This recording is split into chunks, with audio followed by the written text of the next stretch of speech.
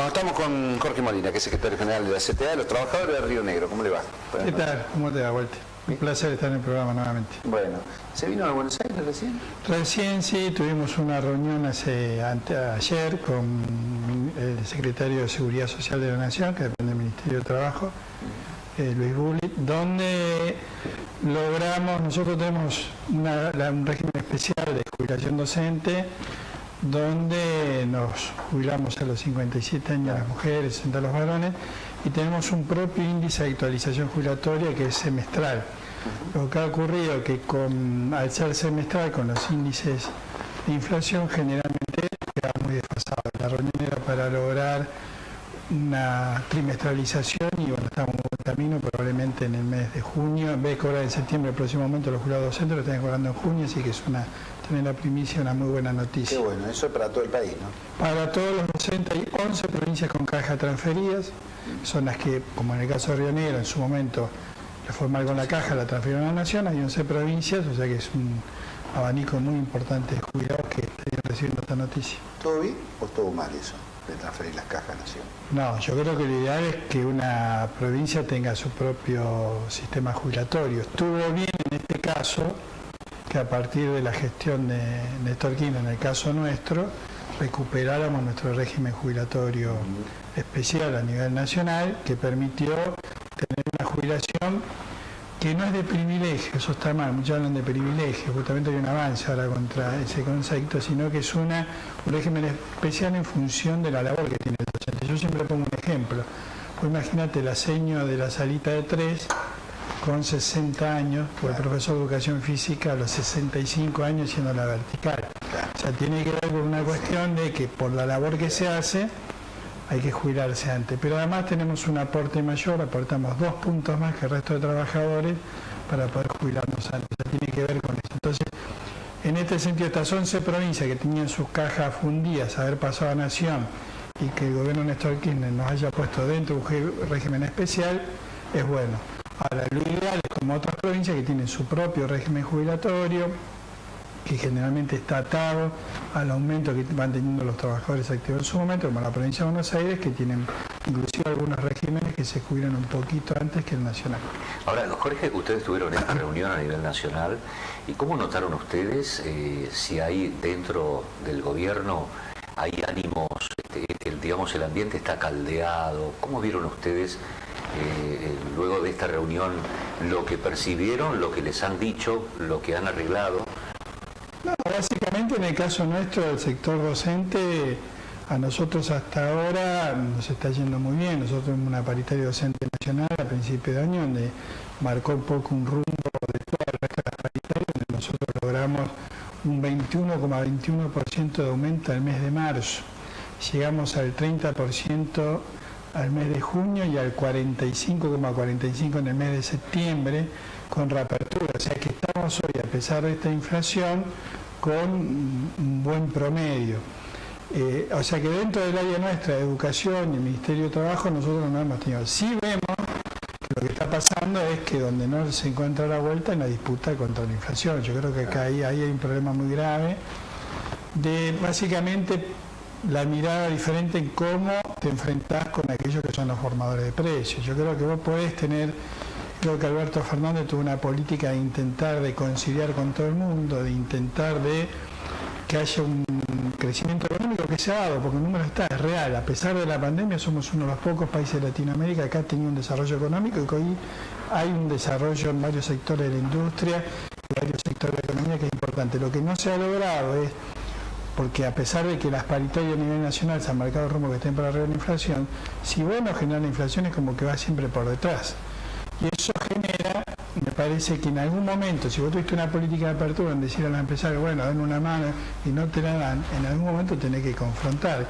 O sea, tenés que aplicar alguna ley que empiece a poner sanciones, porque lo que nosotros vemos es que hay precios que realmente son totalmente abusivos. Es cierto que la guerra de Rusia con Ucrania, que hay algunos costos internacionales como los fletes que salen encarecidos, pero hay productos que no tienen absolutamente nada que ver, vos que estás en el sindicato de comercio lo ves, donde hay productos que aumentan nada más que porque aumentan, porque saben que aumentan los salarios y acá van y te aumentan los productos. Entonces eso vos en algún momento, si vos hablas bien con el grupo, vos gobierno, digo, tenés una charla amena, le ofreces a los empresarios que ha habido beneficios. Yo, por ejemplo, veo acá en Bariloche, yo veo como ejemplo el previaje. El previaje es una medida económica muy buena, pero creo que no ha ido acompañada, por ejemplo, por exigir a algunos sectores, principalmente a los grandes grupos hoteleros que se han beneficiado con esto, por ejemplo, bajar un poco las tarifas o aumentar un poquito más los salarios, porque acá hay hoteles, por ejemplo, de 5 estrellas que reciben el previaje, donde que va ahí realmente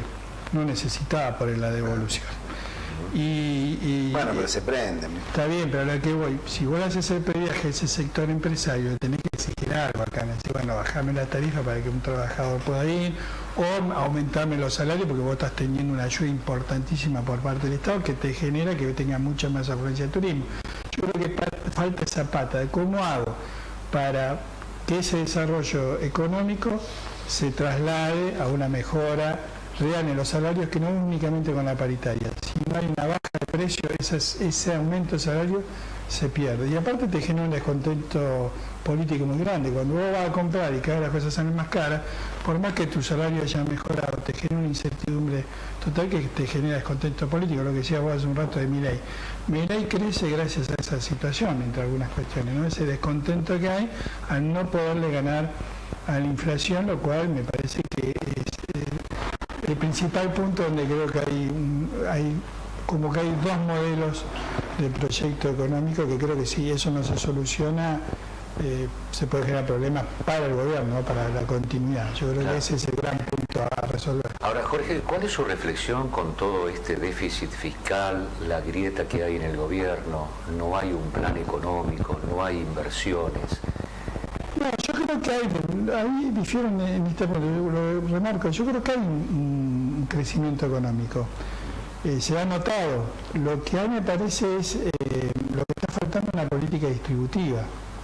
O sea, ¿cómo haces para distribuir esto de una manera mucho más justa? Los grandes empresarios están muy bien, lógico, la pandemia del 2020 fue un año duro para todo el mundo, pero a partir del 2021 y lo que en el 2022 existe una recuperación económica. Yo creo que, repito, para mí hay momentos donde vos tenés que aplicar, y que no es una medida autoritaria, no es una medida, digamos, no estamos hablando de aplicar un modelo económico comunista. Vos agarrar los países del primer mundo en economía, por ejemplo, los hipermercados, le ponen límites de marcación de los precios. No pueden remarcar como marcan acá. El mismo Carrefour, en su, dije una marca por ahí, pero digo, en su mismo país de origen no tiene los márgenes de ganancia que tiene acá, por nombrar una, porque ahí se consideran abusivos y tienen sanciones económicas. Bueno, pero antes había control de precios y ahora no. Bueno, pero lo que pasa es que los controles de precios, si vos lo dejás a la buena voluntad, no sirven. Tiene que haber algún tipo, o sea, si vos controlás los precios y al que remarca no le aplicás ningún tipo de sanción impositiva, vos vas a seguir remarcando. A esto me refiero, tiene que haber determinado tipo de... Porque si vos buscás el consenso, buscás las reuniones, se van a las reuniones y te dicen lo vamos a hacer y salen de ahí y remarcan, bueno, una vez te puede pasar, dos Pero veces. siempre pasa lo mismo, Jorge, bueno, porque digamos el empresario aumenta por las dudas, o sea, ves que la inflación aumenta. Sí, y aparte que se traslada a todos los sectores de la economía, porque cuando ocurre eso, el pequeño kiosquero hace lo mismo. Es lo mismo que el dólar blue. El dólar blue no tiene absolutamente nada que ver con los costos. No tiene absolutamente nada. Yo pongo como ejemplo un caso concreto que me pasó, una persona cercana me dice, mirá, estoy averiguando el costo de una pileta porque mirá que estaba en un proceso, digamos, de separación de bienes. Llamo a Neuquén, me dan un precio totalmente alto. Llamo a San Antonio, me dan uno más bajo. Bueno, me fijo. Claro, el de San Antonio cobraba, le trasladaba el valor del dólar al dólar oficial, que él paga dólar oficial. O sea, mucho más barato. El otro, que compraba el mismo valor que este otro, le cobraba el dólar blue, toda la diferencia de precio. Entonces, este está especulando. Este está haciendo las cosas bien, poniendo un margen de ganancia lógico. Digo, entonces esto también se traslada. Sí, lo peor es cuando vos necesitas un repuesto y lo tiene un solo tipo. Peor, ahí es peor, porque ahí directamente te cobra el blue, te cobra lo que quiere. Es un tema, y acá nos pasa eso. Sí, sí. Hay una diferencia casi de un 70% en algunos repuestos, 50% en otros, con respecto a Buenos Aires. Claro. Y el flete no está flete lo dividís por la cantidad de productos que vos traés. No, pero te están cobrando el flete en cada producto, cuando en realidad vos el flete lo distribuís en todos los productos que vos no traes uno, así sos el único que vende. Claro, por eso crece el Mercado Libre. Claro, lo que pasa es que además de venderte el producto más 50%, 60% más barato, te incluye el flete, o sea, no lo pagás. Sí, vos fíjate que también hay, y yo me debo saber la situación más compleja en la provincia de Río Negro. Yo no puedo entender, por ejemplo, este conflicto que tenemos en la provincia de Río Negro. Es entendible cuando veo los números, porque nosotros cuando salimos vemos los números, pues no podemos salir a decir, entonces vemos los números de la provincia. La provincia ha recibido, por participación, está recibiendo 3 o 4 veces más que en épocas anteriores. En el caso concreto de los estatales, en salud y educación ha recibido muchísimo, porque en pandemia todos los equipamientos para la pandemia no lo puso la provincia. Si bien la provincia es muy hábil que capitaliza y hace la publicidad como que es propio, las escuelas tuvieron casi 1 año y medio con muchísimo menor gasto, porque la escuela cerrada implica que vos no tenés que gastar ni siquiera en la limpieza de los tanques de agua, ni siquiera en desmalezamiento, ni siquiera en comprar la lavandina. Y sin embargo ahora, a pesar de que está recibiendo, que hay parte de los salarios docentes que se paga, porque en esa paritaria yo que te dije está el incentivo docente nacional, que es plata que viene directa de Nación a los bolsillos de cada trabajador docente, están haciendo una propuesta que vos no la podés pensar. Vos fíjate, a nivel nacional 21,21. La mayoría de las provincias han acordado en esos valores. La provincia ofreció para el primer trimestre contra el 21,21, a nivel nacional ofreció el 6. Se hace un paro, se hace conflicto y te vuelve con el 7. Ahora se va a cobrar mañana el 4% más. 6 más 4 es 10. Claro, en el primer trimestre 6%, primer trimestre 6%, después se le agrega el 4%. Y ahora viene con descuento. En abril, claro, y eso suma, digamos, un 10%. Un 10%. Y sabés que el descuento va a implicar casi el 10% del salario, porque para el descuento, que es una cuenta que yo nunca entendí, la entiendo por una manera perversa, te toman el mes, te lo dividen en 30 y te lo multiplican por los días que vos paraste. Entonces quiere decir que los docentes que tuvieron 3 días de descuento le descuentan el 10% de sus saberes. Es decir, le comen el aumento. Con el propio descuento pagan una medida que va en contra de la actividad gremial. Pero más vale. Aparte vos fijate que eso es positivo, no, pero hay algo más grave, Walter, dictó la conciliación obligatoria. Fue acatada por el sindicato. La conciliación obligatoria establece que se retrotrae todo el día anterior al conflicto, o sea, vos parás con la medida, pero también tiene que parar la sanción, que en este caso la sanción del paro es el descuento. Y paga con descuento, es como que está tirando hasta el fuego. Realmente esto es una situación muy compleja en la provincia. Ustedes arreglaron un 21%. Sí, bueno, hasta ahora se paga un 10%, y el restante, el 11%. Bueno, por eso se está reclamando. Se le está pidiendo una propuesta por lo menos igual a la de la Nación, por lo menos. Que todo el resto de las provincias, por ejemplo, Santa Fe cerró con el 22 en marzo, Neuquén cerró con el 20% en febrero y cláusula de actualización inmediata. O sea que hay 2 provincias nada más que no han cumplido la pauta salarial nacional, que son Chubut y Río Negro. Y la situación de Chubut no la podemos comparar con la de Río Negro. Chubut hace 3 años que viene incendiada. Muy mal. Río Negro no, por eso es inentendible. Y una provincia que en este momento es la primera en el ranking de recaudación de ingresos brutos. O sea, por supuesto, por población, cantidad de población e ingresos, es la primera. Porque con el boom que ha tenido el turismo, le ha generado que ha recaudado. Entonces, no se puede entender la situación de Río Negro. La verdad que yo cada vez que la escucho a la gobernadora hablar sobre el conflicto docente, y encima ahora se le está sumando ATE, se le están, seguramente la semana que viene se sume Citrajú porque va a tener paritaria. O sea, que la verdad que no se puede entender. Yo lo que no entiendo es que meta tanta gente en el Estado, ¿no? Pero mira, Cuando ingresan 2.000, 3.000, eso que no paga, la parte activa. pero mira, a nivel, hay algunas cuestiones, ¿en qué sector? Por ejemplo, en el sector docente están faltando docentes, hay cargos que no se cubren, hay materias que no se cubren. Esto que salió a decir de la falta de formación, también una barbaridad lo que dijo. Es que Arabela es docente y sabe bien. Sí, la conozco, Arabela, de Bariloche, docente y fue sindicalista. Sí, por eso. me parece que se olvidó parte de algunas Usted es cosas. peronista también, o sea, y de la ala dura de peronismo. Usted que es kirchnerista, tira más para Yo el soy kirchnerismo. peronista. No. Y tira un poco para el kirchnerismo también. El ¿no? kirchnerismo forma parte del peronismo. Sí, no sé. Yo soy ¿Qué estoy diciendo? Yo soy parte del Yo creo que es una cosa que rompió. Yo soy parte del movimiento Mayo que lidera el compañero Goyaz, que somos Hay que peronistas. decir las cosas como son porque acá hay picardía también, hay que decirlo. Digo que lo conozco a usted, menos mal que lo tengo visto. Pero sí, nos conocemos bastante.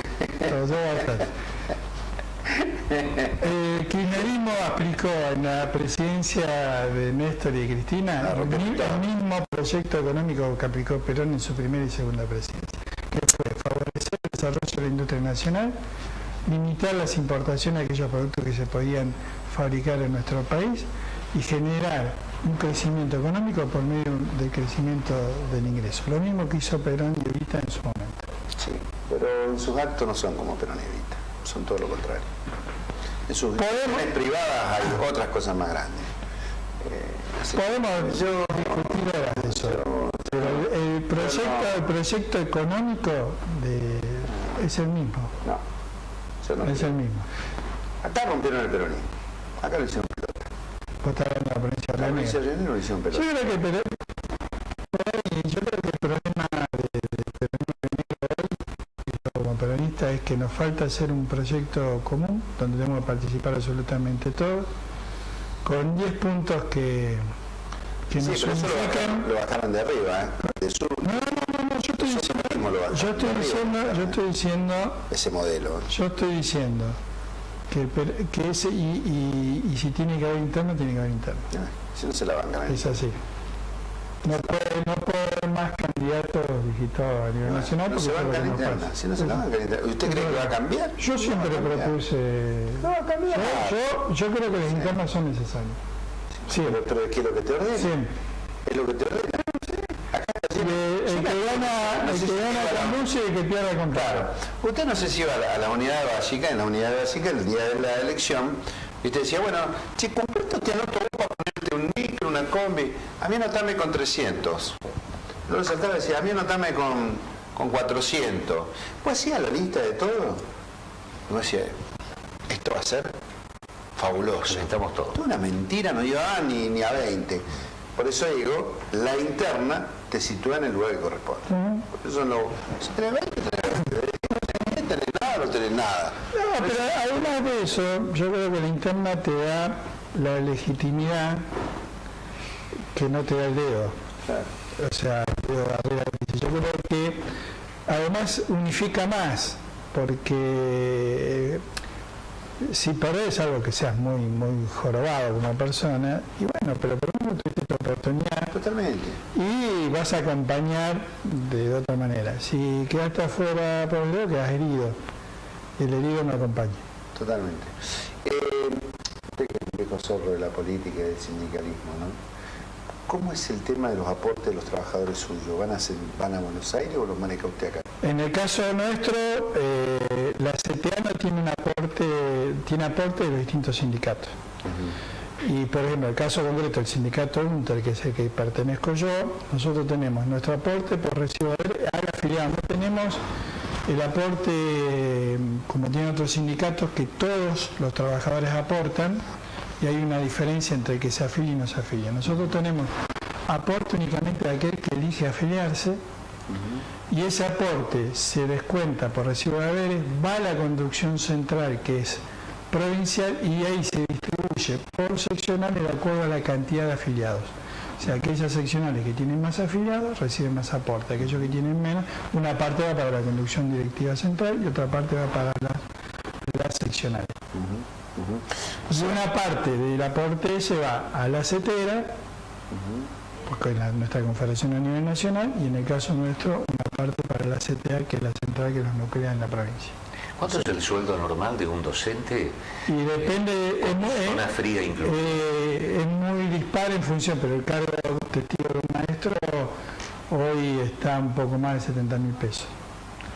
Pero ojo que ahí vos tenés que sumarle, porque el cálculo que hace mucha gente, 4 horas vos tenés tenés que sumar todo el trabajo extra que hay de planificación, de corrección, etcétera, etcétera, que hace que sea una jornada mucho más.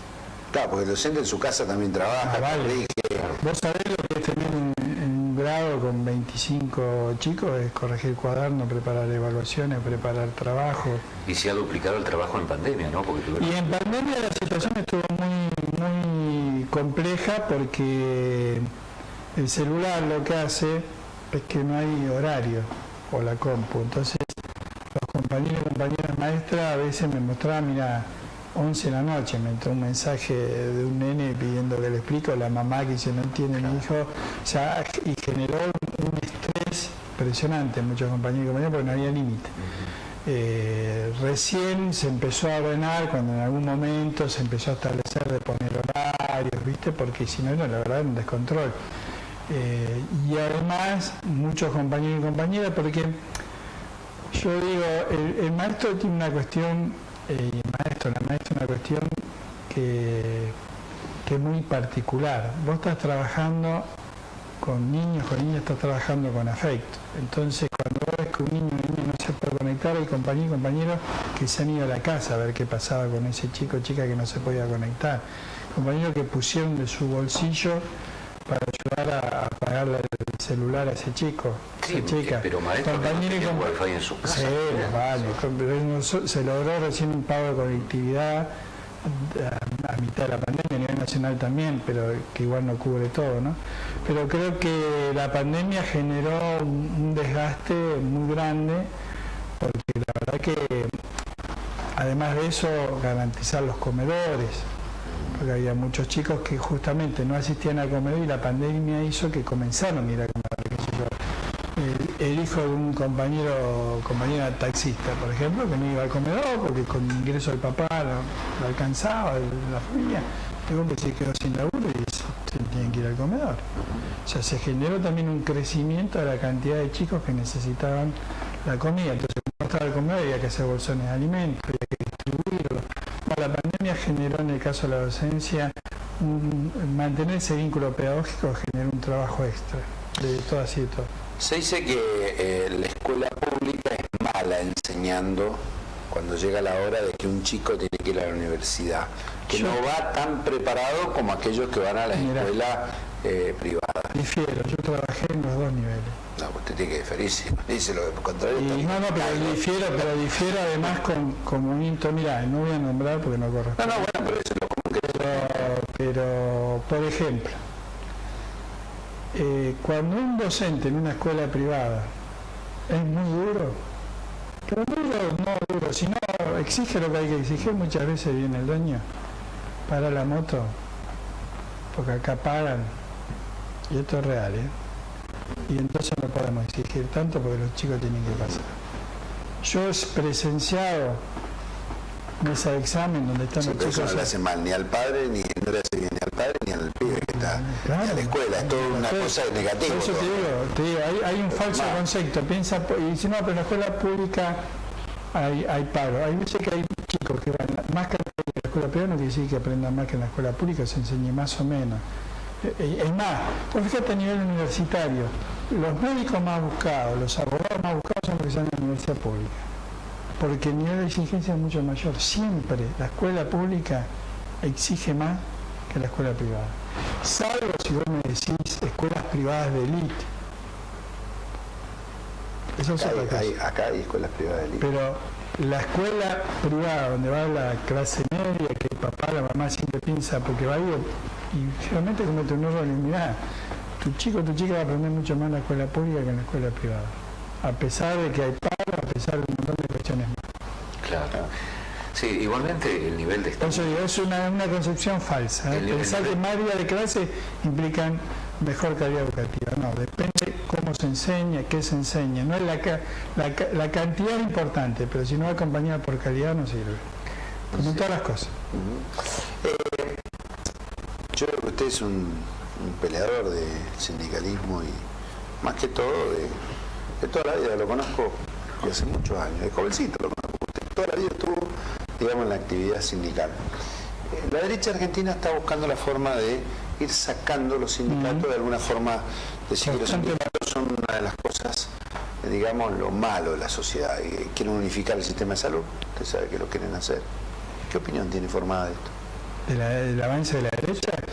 Yo creo primero marcar que el sindicalismo en la Argentina es el más importante en el mundo.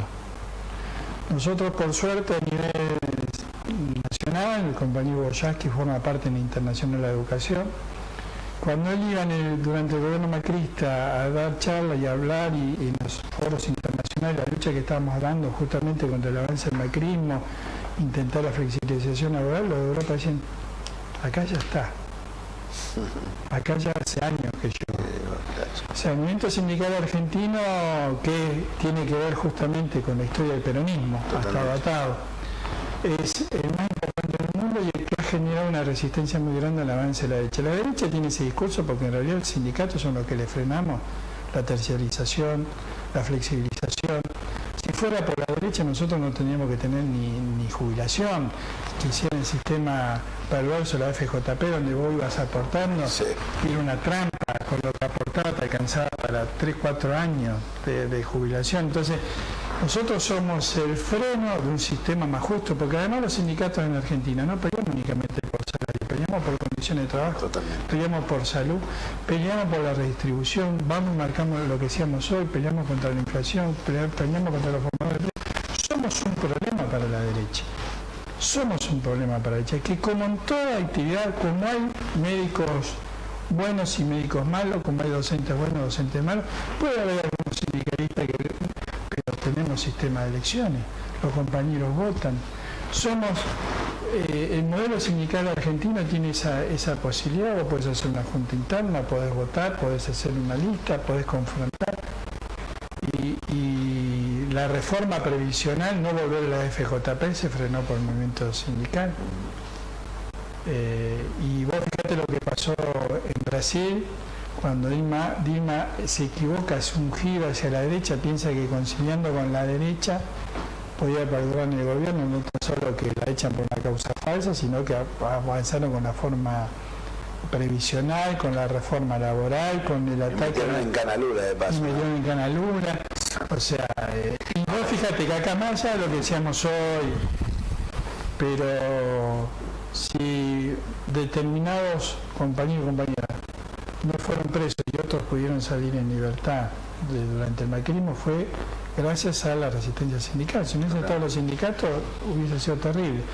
Y sí, cuando hablamos hoy, no sé si porque hablar de Milei, ojo que la derecha ahora viene por justamente, quiere destruir los sindicatos, porque sabe que somos la única resistencia. Los sindicatos y las organizaciones sociales, que también son importantes, porque el trabajo informal ha crecido. Hay que tener claro que el trabajo informal existe, va a existir, y por las cooperativas, y por lo tanto tienen que también tener su agremiación, su sindicalización. Entonces, organizaciones sociales y sindicales son el único freno que puede haber para la política derecha. Más, el frente de todo surge luego de la resistencia sindical en la calle. Sin la resistencia sindical en la calle no se le ganaba el macrismo. Nosotros hemos marchado juntos contra las tarifas, todo lo demás, y si se logró algo fue por la resistencia sindical, si no, no hubiese ocurrido. Por eso somos el enemigo número uno de la derecha en nuestro país. Sí. Toda una sociedad bastante rara, ¿no? Porque también un pueblo que no tiene mucha memoria. Lo que pasa es que, ¿sabés qué? Por ejemplo, programas como estos, en la tele hay pocos. Claro. Y la memoria se construye también, hoy se construye la memoria muy inmediata. La memoria es de lo que pasó ayer, de lo que pasó hoy a la mañana, y se construye con esto. Y se construye con las noticias falsas. Milei, por ejemplo, es un fenómeno de la noticia falsa. Yo me río cuando dice, yo dono mi sueldo, sí, pero ¿cuánto recibí de las empresas que te bancan? Claro. Recibí mucho más que el sueldo. Sí. Yo prefiero un diputado que cobra su sueldo, pero vive de eso nada más, y no tiene un grupo empresario atrás que lo está bancando. Porque esos son los que después determinan para dónde va. Entonces, claro, donar el sueldo porque tiene un grupo empresario que te banca y eso es un acto totalmente demagógico y no real. Y si gana, tenemos que padecer 4 años de miseria y de pobreza. Claro, porque... claro, es lo mismo que Macri. Sí. Macri es dueño multimillonario, salario. Entonces, si quería, te podía también donar su sueldo de presidente. Ahora, ¿qué tenía atrás para poder hacer eso? ¿A qué sector respondía? ¿Qué política económica llevaba? De lo que realmente le dan el sustento económico real, el poder económico real, que es el que está detrás. Porque gracias por haber venido. No, gracias. Muy amable, muy amable. Vamos a un corte, enseguida estamos de vuelta.